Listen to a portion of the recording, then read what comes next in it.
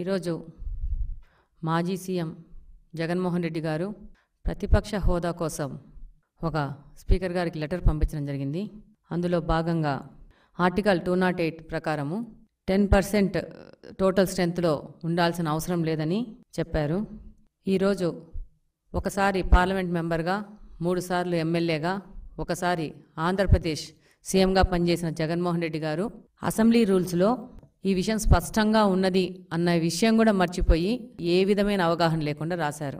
Rule number 56లో clause number సిలో క్లియర్గా రాసింది 1/10 టోటల్ స్ట్రెంత్లో ఉంటేనే ప్రతిపక్ష హోదా వస్తుందని. ఈరోజు జగన్మోహన్ రెడ్డి గారు తన యొక్క వైఫల్యాలకి రకరకాల కారణాలు చూపడం మొదలుపెట్టారు. ఈరోజు ప్రజలకు మొహం చూపించే లేక, ధైర్యం లేక మొన్నటి వరకు ఈవీఎంలు కారంగా ఓడిపోయానని, ఈరోజు ప్రతిపక్ష హోదా ఉంటేనే అసెంబ్లీకి వస్తాననే విధంగా ఆయన లెటర్ రాశారు. ఎక్సీఎం గారు కడప పార్లమెంట్లో ఉన్న 7 స్థానాల్లో పులివెందుల కాన్స్టిట్యున్సీ నుంచి గెలిచారు. మేము కడప అసెంబ్లీ నుంచి గెలిచాం. మన ఇద్దరి పని ఏంటంటే ప్రజా సమస్యల కోసము పోరాడము, ప్రజా సమస్యలు తీర్చే విధంగా మనం పని చేయాలి. కానీ జగన్మోహన్ రెడ్డి గారు మాత్రము అధికారంలో వస్తేనే పని చేస్తాను, అధికారంలోకి వచ్చినాక దోచుకోవడానికి మాత్రమే నేను పని చేస్తాననే విధంగా ఉంది. ఈరోజు 1994లో జనార్దన్ రెడ్డి గారి హయాంలో కాంగ్రెస్లో మొత్తం 294 సీట్లకు గాను 26 సీట్లు ఇస్తే ఆయనకు ప్రతిపక్ష హోదా ఇవ్వలేదు. అలాగనే ప్రమాణ స్వీకారంలో ఆయనను ఆల్ఫాబెటికల్ ఆర్డర్లోనే పిలిచారు. కానీ తెలుగుదేశం పార్టీ యొక్క గొప్పతనం ఏంటంటే ఈసారి జగన్మోహన్ రెడ్డి గారికి 11 సీట్లు వస్తే ఆయనని మంత్రులైన వెంటనే ఆల్ఫాబెటికల్ ఆర్డర్ లేకుండా ముందుకు తీసుకుపోవడం జరిగింది. అలాగనే 14 నుంచి 19 వరకు పార్లమెంట్లో కాంగ్రెస్కి 44 సీట్లు, ఒకసారి 52 సీట్లు వస్తే మొత్తం 1/10 ప్రకారము 54 రావాల్సి ఉంటే కూడా ప్రతిపక్ష హోదా ఇవ్వలేదు. ఇది భారత రాజ్యాంగం ప్రకారం ఉన్న రూల్.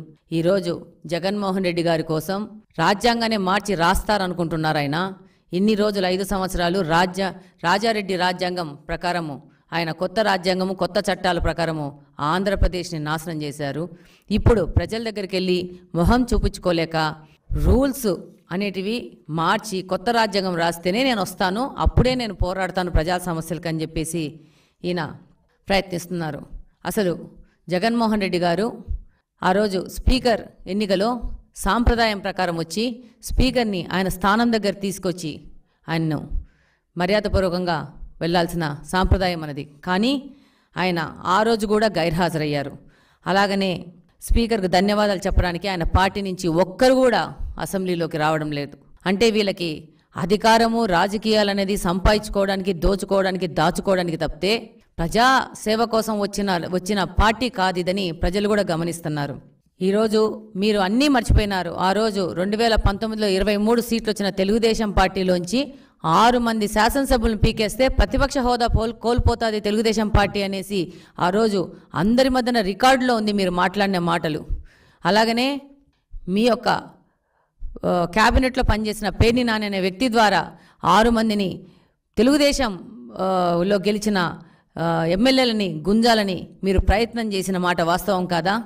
ఆ రోజు తెలుగుదేశం పార్టీకి ప్రతిపక్ష హోదా లేకుండా వాళ్ళని చెయ్యాలని ఒక దుర్మార్గమైన ఆలోచన చేసిన మీరు ఈరోజు ప్రతిపక్ష హోదా మీద మీరు అసెంబ్లీకి రాకుండా ఉండడానికి నెట్టడం జరుగుతూ ఉంది.